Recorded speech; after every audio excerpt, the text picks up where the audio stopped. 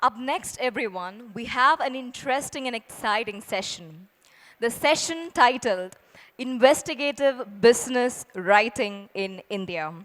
And in this session, we will have Mr. Nitin Sethi, V. Pattabhi and Sitaraman Shankar joining us on the dais. Let me brief you Let me brief you regarding the status of investigative business writing in India. It is not just about discovering corporate dark secrets or scandals, but also writing on lesser trodden subjects like the environment and public accountability. Nitin Sethi here, an award-winning journalist, has co-founded the Reporters Collective, which focuses on governance by those in power. But of course, it doesn't take a journalist to pry open scandals, as shown by V. Pattabhi, a chartered accountant and a public speaker. He has co-authored the book, The Great Bank Robbery, NPAs, scams, and the future of regulation. They share their war stories from their individual pathways with none other than Mr. Sitaraman Shankar, a senior journalist and media executive, and until recently, the editor of the Deccan Herald. And yes, without any further delay, we would like to proceed with the book launch of The Great Bank Robbery. For doing the honors, let me take this opportunity to invite Mr. Sudhakar Rao onto the dais. Can we have a huge round of applause for Mr. Sudhakar Rao, who will be joining us and will be unveiling the book, The Great Bank Robbery.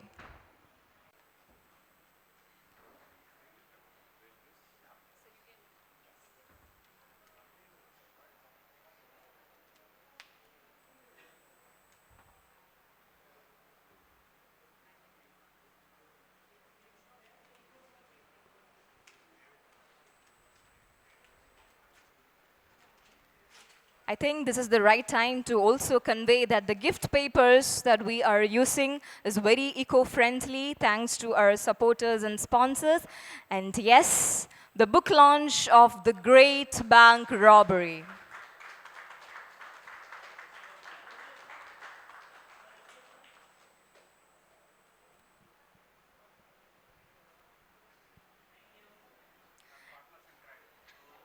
Thank you so much for joining us here, sir. And now, without any further delay, I would like to hand it over to the host for the session. Hi, thank you very much, and congratulations, Pattabhi, for that wonderful book. I think we have about 40 minutes, so I'll try and keep the last 10 minutes at least for questions. I'm sure we have minders here who will tell us when we are running late. Very, very brief introduction. I think the honors were already done, but I'll just summarize. Pattabhi, of course, is CA by profession, author, public speaker, has taught over 76,000 CA students, so you must run very large classrooms, I think. He's also written other books, India in 2047, The Amazing Story of a Modern Nation, and The Professional's Handbook to ChatGPT.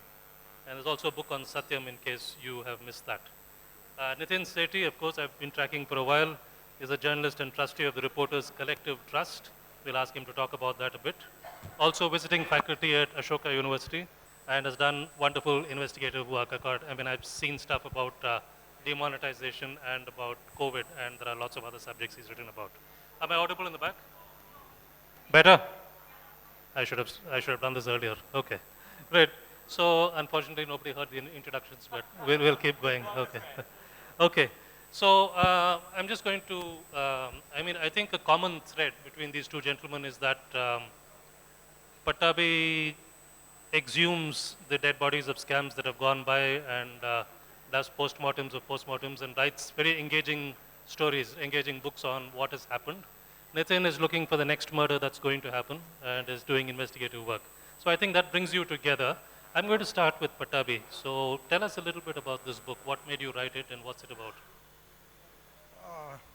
If we actually want to dig deep, this book came as a fallout of an article that two others had written. And when the publishers got in touch with one of the co-authors of that article, which appeared, if I remember right, in Statesman. Then he said that he would like to write provided I was in, because I used to help edit some of his pieces. And that is how it started. Rupa wanted a book on NPA. We created an initial table of contents and finally never went with it. We decided that we'll focus exclusively on the scams that have taken place, largely because we felt that over a period of time, scandals are forgotten. Even today, I don't know how many people, other than people who are in the stock market, will recall the Harshad Mehta case, or how many people really understand. I'm not even saying in depth, but how many people understand some of the nuances that took place when,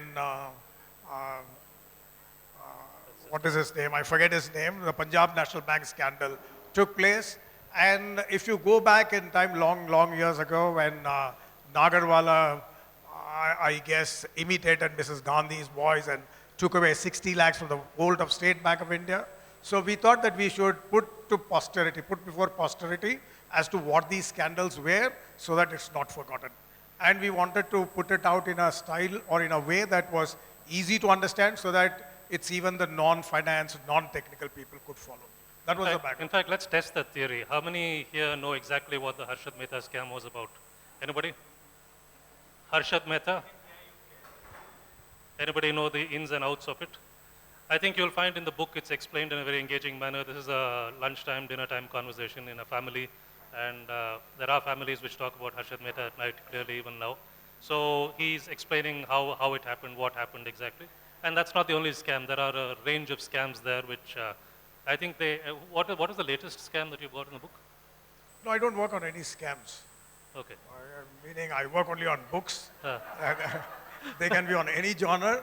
And if no, in the book, what is the last scam?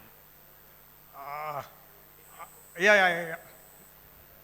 I'll have to look into that. Okay. Because my love is more into writing. Right. So I just don't remember. So I remember the PNB, I remember Nirav Modi, I remember Nirav Ketan Modi, this is the one. Last one we did was about Lakshmi Vilas Bank. Okay. So some of these are not household names, some of them are better known than the others, but it's a very engaging book, so I would suggest that you pick up a copy when you can. So you wrote this mainly as an educative thing, right? I mean, you wanted to kind of tell people what this was all about? Yeah, that's right. Okay. I wanted to put across what this is all about. You come at this from a very different standpoint. I think Reporters Collective. Can you tell us, I mean, the other place you hear the word collective is in the Israeli farms, the kibbutz. So what is your collective all about? How does that work? Sure, thanks. So I was a journalist like all other journalists in some newspapers. Audible? Yeah. Maybe I'm a little more audible now. Am I? Right. So I was a journalist at regular newspapers for several years, began covering issues of environment, development, etc. And as much as I learned, my editors learned not to let me write. They learned more, and you started losing jobs for doing this kind of work because most news organizations would look at either the corporate world or the government for advertisements. Eventually, it reached a point where I was quite tired of being thrown out of jobs. So we said, where do? We do it ourselves. So we set up a trust which does investigative work, only looks for funds from citizens as donors, which gives us the freedom that most organizations don't have, allow us to do long-term work where an investigation can last anything between a month to 2 years. We started off with first lot was looking at the electoral bonds, and we brought that out in 2019. It took the Supreme Court 7 years to eventually use that evidence to say what it did. But that began in 2019, and it became a template where we thought there were enough young men, women who wanted to do this work as long as you gave them financial security and overall security, which was also becoming a little more terrible than it was earlier. So in a nutshell, yep. So you're a bit of a rare species in Indian journalism, Indian financial journalism even. I think most people do research for 2 days and then write a story at most. So what are the attributes of a financial, truly investigative journalist like you? What do you need to be what you are? I think a little bit of a fool at times. You're swimming against the tide. There's no reason why you should be doing it. It's not remunerative enough. I mean, from where perhaps what I earned in 2014, I earn a third of it now by doing this. But there is some fun in being a small ant who is willing to bite the elephant. So I think some who look at this as a happy trade-off between earning more and saying, there is another kind of happiness of saying, hey, I am a little thing, but sometimes I can take down a chief minister, sometimes I can trouble the prime minister or a large corporate. There's some fun in it, I think. So I won't say there's some great, public good. It does come out of it, but largely I think it's just a bunch of people who are fairly skilled, who are quite okay not being seen every day in public spaces. We are not typically the people who will have a YouTube show every morning, tell you what are the 5 good things to do as a citizen. Because while that is also needed, unfortunately, today, most of my colleagues would be people who like a small room and sit inside for months quietly reading hundreds of pages. So there's no excitement on a daily basis in our life, unlike what people think outside that investigative journalist has some really daring life. Once in a while, you have these threats, warnings, and all the typical stuff that comes with this work, but mostly just bunch of individuals who want to sit together, read, sometimes just get challenged by a new subject that they don't know. So say if my colleague is looking at why was food fortified in India, sounds like a very boring topic that the government decides to fortify food. It takes 6 months to find out it's actually a Dutch company that sells that stuff into India, and they have pushed it through other routes. And the individual is just initially happy understanding the science behind it. Second time trying to understand who owns the technology. Third times, once he gets a threat, then he gets really ticked off because somebody's threatened him once. Then he says, no, now I will not let go. So I think partly it's doggedness of the kind where you say you get irritated that you won't want to let go of something. So it's like a dog with a bone. Sure. You smelled something there, and there are friends and others and not friends who are telling you to let go. And you decide this is not fun, I'll hold on to it. So I think you hold on to it, you start hoping it'll come through in a week. Sometimes it takes a year, sometimes it takes a month, sometimes a whistleblower will just come through and tomorrow morning and make you understand and hand you over things. And sometimes you have to go through a little pain to get there. But roughly, I think it's just being a dog. Right. It's very modest. Pattabhi, you must have used a lot of source material from Indian journalism for the books, plus of course the forensics that you did. In your view, what is missing in Indian journalism today as an outsider to that?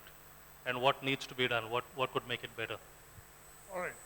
I don't want to take on Nitin, but of what I feel is that initially there is a lot of excitement, but whether it is because of the journalists or because of outside forces, I don't know, they don't get carried to their logical conclusion. Or at least to me as an outside public, it could be because of the court, it could be because of whatever. There is no end. That means what you thought will happen doesn't happen.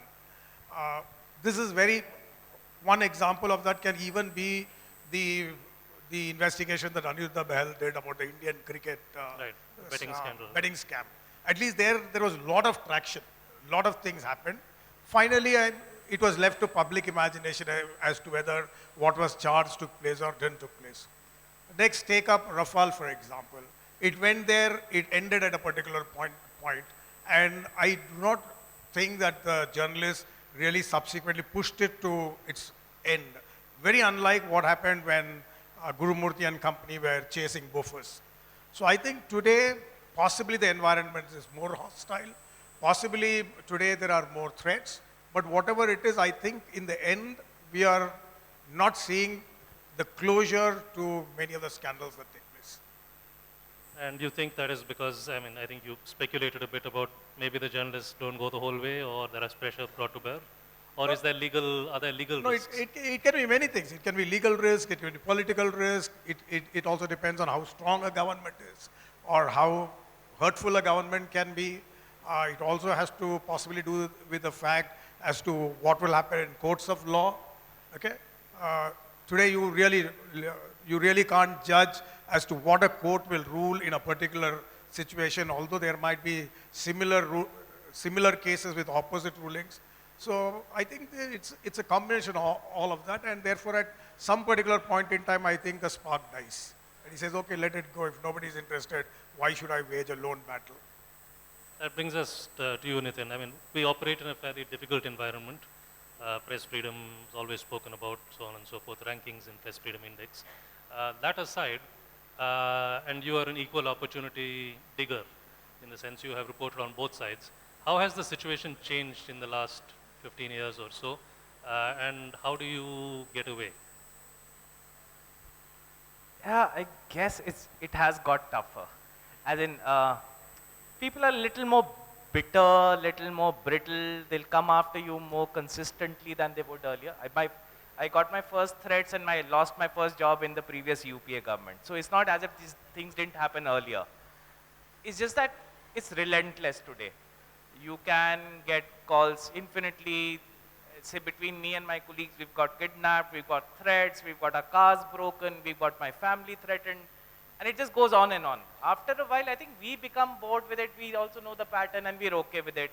Our employers get tired of throwing us out of jobs.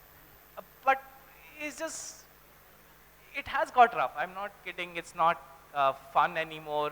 People are scared to donate and touch you. My friends don't want to meet me sometimes. So there are people who don't want to meet us in public spaces. Employers who earlier were mentors would just not want to see you anywhere. They'd want to see you in closed rooms. So I used to have a lot of meetings in public spaces, typically with bureaucrats, whistleblowers. Now all of them want to find me in some home corner and meet me inside a drawing room because they don't want to be seen in public. So it's got rough, but at the end, I mean, this is how I reconcile it. I'm biting some of the most powerful people in the country. Why would it be easy? If it was easy, others would have done it, right? So there's a deal here. I mean, when we do this work, we get public adulation like the kind that no other journalist gets. We get respect and love of that kind. It also comes with this trade-off that if I'm going to write on electoral bonds, take on the finance minister, the prime minister, and the courts at the same day, quite naturally, I'll get some pushback. If I'm going to write against the three biggest conglomerates in the country and write consistently for 10 years, I can't imagine in their position, would I be happy with a journalist, hurting me so much with just little 500 words, taking down my share worth so much? No. So I guess that acknowledgement saying you are doing this work, this will come your way, and you learn few things. Like say in our cases, we learned we shall never own a house. You have no assets, nobody can take them away, right? You live on rent. It can also happen because the circumstances are like. My life's desire is to go back and live in Arunachal where I have some land, my parents are from there. I have no great aspirations of building a house in Delhi, Bangalore, etc. That keeps me very solid in the sense, what does government do? Whenever anyone even wants to look at our accounts, and they do very often, they know how much money is there and there's not much to take from us. So there's that safety of also understanding this kind of work requires a certain way of being. And some people at some stages of their life are capable of it. Some people have other obligations, they have children, they have education, or they have other businesses to run and they do not, or they just don't want to do it. It's quite fine. But I think that acknowledgement that you cannot do this kind of work, imagining you will have the same life as somebody who's not doing it. And if you can sleep well at night, even with this, I think is worthwhile doing it. So I keep looking at the 15 years I've spent in news organizations. Mostly I would come back and sleep very sad, angry, because most of my fights would happen with my own editors who had hired me and then wanted to throw me out.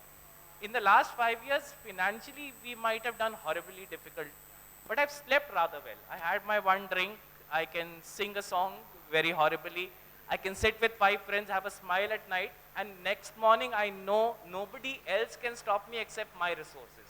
Next morning I'm not worried about somebody telling me don't do this work, because the only one who can tell it is us to ourselves. And we are free as long as the citizens give us some funds and let us go as much as they do. If they value a little bit, it's quite fun. It's not so difficult. I know it sounds like I'm trying to put it down, I'm saying life is hunky-dory. It's not. But at the end, all of us who do difficult jobs or jobs in public spaces, which requires a certain public accountability, there's a trade-off. There's a kick coming out of it. Sure. It's fine as long as you can take that kick and say, this is part of me being happy today with my family. Seems that's all it takes really. Fantastic, very I think inspiring. this is across the board.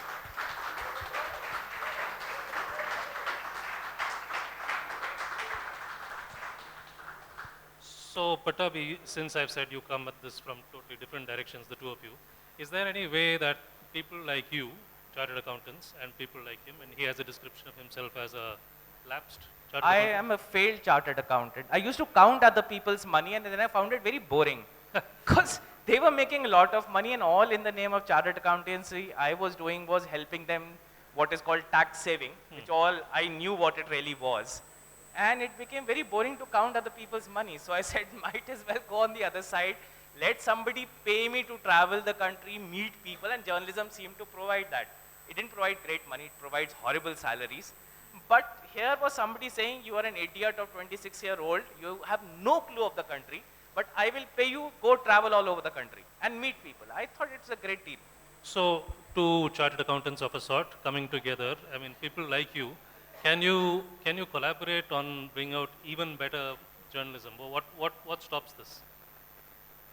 I think the value that a CA possibly brings about is to, if he's looking at a matter that is half legal, involves, let's say, tax structures, etc., a CA can possibly bring about greater clarity to it.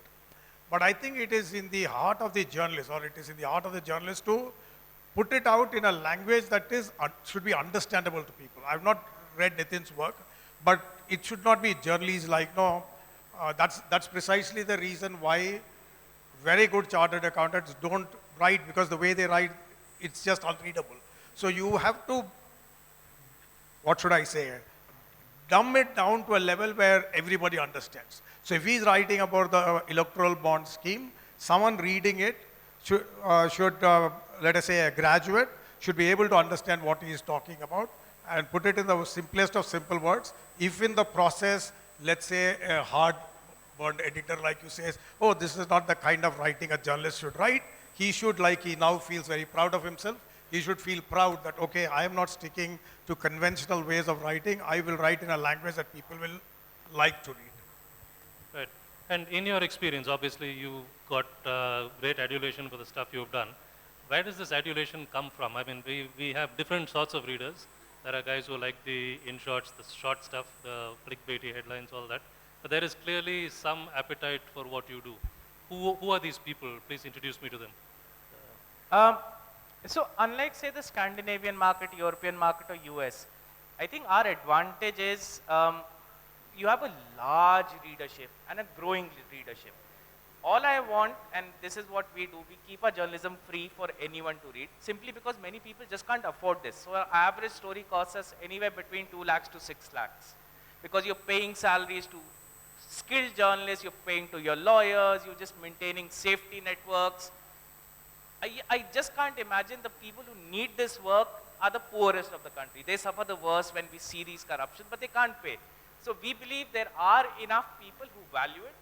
And in a principle of equity, they'll not only pay for themselves, they'll also pay for others who really need it more. And I don't need too many. I just need, say, 1,000, 2,000. I mean, we started with money from our pockets. I had some savings of 5 lakhs or 4 lakhs. We put that there. And we said, let's just have one more person and work together. 3 of us started. By now, we have, say, if we started with one donor to begin with, but now I think we have 1,000, 2,000. Randomly, somebody comes in. I was telling a colleague yesterday, there was a lady who had never met, who had just read a story of ours, and this is incredible. People think people don't pay for good journalism in India. She calls up, looks at a story and reads it, finds it fascinating. I actually thought it wasn't that great, but she found it very fascinating. She calls up and says, you know, I want to donate, so I give her my QR code, whatever the typical things we do these days. So I send it to her. She said, no, send me your bank details. So I think there's a little more than 1,000 rupees coming my way because she's asking for a bank account. Very hopeful. And suddenly there's 20 lakhs she's donated. And then she calls up and she says, now I'd like to meet you. So I said, you've donated money to somebody you don't know. For all you know, I might be the racketeer. I might have done one good story and run away. He said, no, I've sorted. If you've done this work, we've figured you out. Also, this is my father had passed away. He had left some money. He wanted to give it to a temple or some good work. I thought this was good work. Fantastic. So I don't think you need too many. I mean, we are very fortunate. We have a large population and we're looking for few benefactors. I am not in the game of standing up every morning. It's also because I'm bored with the idea that I wake up every morning, prepare for 2 hours, and then stand in front of YouTube and say, let's be good individuals, which is what you have to do. If I'm going on television every morning or on YouTube every evening, I'm not capable of that. I don't have 10 of him sitting with me as experts. So what I'll end up doing is I'll get 1,000,000 eyeballs, each paying me 5 rupees, 10 rupees, whatever, and saying, at least good human being, he says every day that every citizen is equal in the country, which is also needed. I instead rely on saying I will disappear for 2 months, I'll come back after 3 months with one story, and there will be these 100, 200 people who will read it. There won't be as many, but they'll know that this work takes a little more, and You're to okay live with with that? it. And if they don't pay, perhaps I am unable to reach the right audience, and maybe the time has not come for it. I might as well shut this and go back to selling soaps, because that is as honest. As long as you are in the business of journalism, you do your classical journalism, Sure. or you shut shop and move on. Okay, we're getting threatening placards from our minder here. So I'm now going to throw it open for questions. Please feel free, and if you can, identify yourself. Gentleman in the check shirt. Can we get a mic?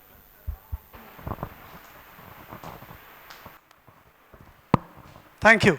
Just wanted to tell Mr. Pattabhi Ram that he and Sabyasachi Dash have written an outstanding book, because I'm a person of finance. The way they have explained how banking works, even explaining a balance sheet, profit and loss statement, and so on, for a lay reader is an outstanding job. I highly recommend this book to all of you. Thank you, sir. Please do buy it and read it, provided you also buy my book first. Thank you, Professor. Thank you very much. Questions. Anyone? Anybody want? Just wanted to have a little idea about your book. Is it, because the title is saying the great bank robbery, is it about multiple different robberies and scams, or just about one? No, it is about, it basically, like Professor Raghunathan said, it opens up by talking about what banking is, and it is conversational in the sense that there is a great-grandfather talking to his 2 young grandsons about how banking works. So the book, in every chapter, is broken into 2 parts. The first part that explains the concepts in a very conversational tone, in the setting of 2 young boys who have come on a summer holiday to their grandparents' house. Then in the second part, we talk about 11 scandals. So there was somebody who argued in one of the national papers while reviewing this that the title is terribly misleading, that there is no robbery that has taken place. I apparently did not understand what he meant, because what it talks about is 11 situations where the bank has been shortchanged. The bank lent money, the monies did not come back. So it is not one story, it is 11 stories. Then there is a third part which talks about that it is not just the guys, the promoters who ran away, it is also the culpable people are also the bankers. They are also possibly the independent and other directors who sat on the board. And most importantly, this was the most difficult part to write. I said that possibly even the statutory auditors are culpable. I said that was the difficult part because I come from the profession of CA, and I used to sign balance sheets for a long period of time. So I was a little careful about that, but I thought one must tell it the way it needs to be told. We also talked about whether the credit rating agencies are culpable, because you saw credit rating agencies rate a particular company deposit or fund finance at AAA, and then overnight it slipped to speculative grade. So there was a third part that talked about that. There's the last part that talks about what is likely to happen maybe 10 years from today. So the book is structured that way. It's not a fiction, it's not a novel. Maybe it is written in a way that is that much more easy to read. And just to tell you one quick thing, though I'll be guilty of trying to sell it, the way that we had put out the narrative, not many people originally liked it. When I spread word saying that this is how we want to write, people said it will look very basic, no one will read. At a particular point in time, we approached Dr. Montex Ahluwalia to write the foreword for the book. And we approached Dr. Montek, and within 3 days he wrote back to us, mailed back to us that I will not write the forward. I was very hesitant to read what would be the next paragraph. He said this is extremely well written. This is the way it should be written, and he just volunteered on his own that he will speak to Rupa. Although Rupa had already engaged us, he spoke to Rupa. So at that particular point in time, I was confident that, well, this is a book that can be read. And I think today, after Professor Raghunathan says it is good, I think my day is very, very well served. Anyone else? Yeah, I have a question. Yes, ma'am. It's for Mr. Nitin. So I want to understand how do you decide when to stop pursuing a subject? How the reporters collective works on it, if there is a method to it. Like, for example, you worked a lot on the electoral bonds case. And now that it's moved away from the public discourse and it has reached some sort of culmination. So do you stop pursuing that subject? How do you come to that decision? So electoral bonds is easy as an example. Yes, the public didn't stick with it after 2019 till Supreme Court came back and then elections happened and people moved on, even including the opposition. For them it was an issue to raise during that time and they moved on. I think for us, we know electoral funding in India continues to be of the kind which is not good for us. We continue to pursue it. We have some friends, some whistleblowers who continue to work with us, and I can say it with absolute arrogance that we'll continue to publish on electoral and political funding in coming years and months as well. I think the only thing that holds us back sometimes is one, obviously very naturally, resources. Some stories become very, very expensive to pursue, and I'll give you a case. It was somewhere we had an audio recording, which was very incriminating against a politician. Now to forensically prove that to be true, it costed us around 10 lakhs.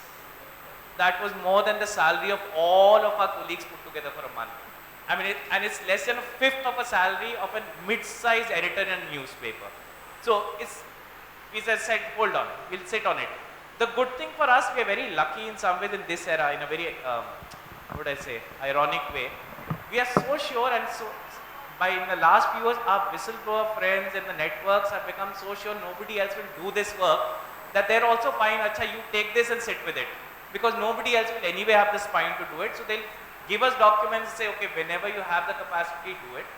Sometimes, I would say on rare occasions, we are also short. So say there's a new subject in which we found some things are happening. We're not finding the right kind of whistleblower expert who knows the subject like he does, but also like him will talk about it to us. Sometimes it just takes a whole lot of time to find the right person who will tell us from the inside out how this thing works. I think there would be stories that have gone back on the slow burner and say, okay, we'll look at it. So I remember a story I started tracking in 2016. By 2019, I'd been thrown out of 3 jobs. It was literally now I had to look for money for myself to just survive. So I put it on a slow burner. My whistleblower died in the meanwhile of cancer. The documents were still there. And 4 years later, randomly one day, a chap walked up and said, you know, that fellow who died, he took your name once. Are his papers with you? And I said, yes. And I was still not sure whether I should say yes or no. I says, why don't you come to my office? I will help you understand that. So after 5 years, eventually we published this work. This was work on the Pattabhi group and how it was creating shell companies to buy lands illegally, forest lands in Haryana, Uttar Pradesh and elsewhere. We got threatened and all that, but there's no one factor.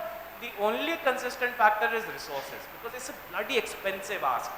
You take an idea and you say you sit with this idea till it stews, boils, and you have to pay your colleagues salaries for those months. You can't say, you know, ek story kar lo, then live your life elsewhere. Go find yourself, because we are all under pressure. You have to commit to them that the money will keep coming. I will keep ensuring you are there. So it becomes expensive. Resources, I think. Okay, we have a question from Benedict here. Yeah.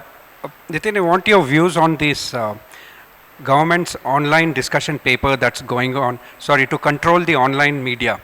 What are your views on that? So this will be controversial. I do think if television and news is regulated, the spreading of news online too also should have a regulation. The challenge is that we don't trust the current government to do anything good up with it. So we point blank say let's not get there, because we know the nature of what this government or most governments want to do when they regulate journalism. They're not doing it for the good of journalism, they're doing it for the good of the state. So we try to portray it very black and white that you should have nothing, no regulation, self-regulation. But the fact is, and all of you are from industry, some or the other, self-regulation in industry, no industry does it work. Journalism has such low standards, there's fair reasons why people find the journalism in India very discredited. We've been very horrible in our profession. We don't do well. Even, and it's not about whether I'm polemically on right, left, pro this or pro that. I think there is now a space where we are very polarized and we are not sticking to facts. I mean, it might be one guy who has red eyes blowing and says Mr. Modi is that, the other guy has same red eyes blowing and says Mr. Rahul Gandhi is that. But if you look at the content, it is not fact checked. I mean, this I can do as an exercise I do in my university students. If you take a newspaper or a TV show and you said, I will do the standard fact checks, and he'll agree with it. Just basic fact checks of what should be allowed because there's evidence behind it. 90% of our papers will go blank today because they just don't have the evidence to say. Forget YouTube and television. I mean, television I don't think is journalism anymore. But even on YouTube, people you principally agree with on principles. But the work they're producing is not solid enough. And in the long run, there's a loss that's happening to society. Because I mean, it's fine, I can say this, take one more minute. It's quite fine for me to stand up every morning and say, look, we should treat citizens of all religions equally. I think nobody will disagree in this audience, at least with that idea. It's unfortunately something to be said today. That needs to be said. But that's not journalism. That is just stating basic principles. Right? Journalism was to bring out stuff that the powerful did not want you to bring out. Put them in the faces of citizens and say, read and understand the nature of governance yet again. That is expensive, it takes time, and unfortunately we're feeding our audience such bullshit in the name of this YouTube saying, and it works. I mean, my daughter does not read me too much. She's also like, after Ravish or somebody's picked up our work and talked about it on TV, then she'll point out, look, Ravish took your story, I heard him. So there is the challenge of the medium, and the mediums do need some kind of regulation, I feel. I feel we are going in a crazy direction by becoming very polarized, very radicalized, and just not willing to listen to each other, which is because of lack of information. I think our minder is being nice and not showing me the clock, but we are out of time. Very last one. Madam.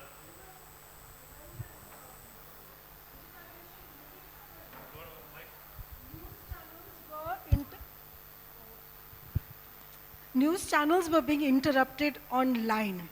They have this ICICI, when the scam, the other scam broke, they didn't realize that ICICI was also showing up on that. And they brought it down online. All the news channels went off air for an ad break. And they came back, and entire data that had been fed by the government digitally had been controlled. That is the level at which they control. The source of information is now become so completely, visually virtual reality, if I can use such a word. We're dealing in a very, very, very tricky world. I'll agree with you, ma'am. There is, and I think digitization has provided democratization. Now, a Dalit journalist sitting somewhere in Chhattisgarh, say my cousin sitting in Arunachal, she or he can start something small on their own without looking for large capital. But like democratization of technology does, it also creates a lot more noise. So the volume of noise in this atmosphere now of journalism is much higher. For citizens to distill out of that, which one is a little better, which one is not, there's so much there, and the algorithms are not serving you. The algorithm, so I don't know if you know the YouTube algorithm, if I put a story and say this is a story about electoral bonds, versus here is the face of the person who talked about electoral bonds, the face works the algorithm. The YouTube algorithms will not share the story which does not have a face of a person. So it essentially wants you or one individual to become a brand instead of an establishment saying, look, we all credibly support this. So there is issues with the technology, there's issues with democratization, low cost productions and all that. But eventually I still, to go back to his answer, I still feel more democratization of media space is better than less. At least 5 people holding capital are not deciding what goes on air. There are now 10,000 people, out of which 9,000 may be half crazy, not doing properly, but at least there are 1,000 more. Super. Thank you. I think we are clear out of time. If you want to catch them outside, I think they're both around for a little while after the session. Thank you all very much. Thank you, Pattabhi. Thank you, Nitin. I request our guests to kindly remain on the dais. Let me take this opportunity to invite Mr. Vinay Prashant onto the dais. With a huge round of applause, everyone. The founder of Tamala, gifting partner for the 10th edition of Bangalore Business Literature Festival. Thank you so much for gracing us with your presence, sir.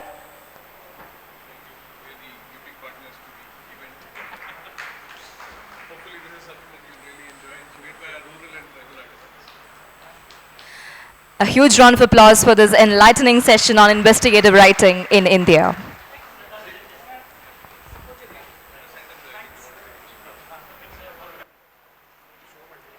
Yes, absolutely. We both can show you.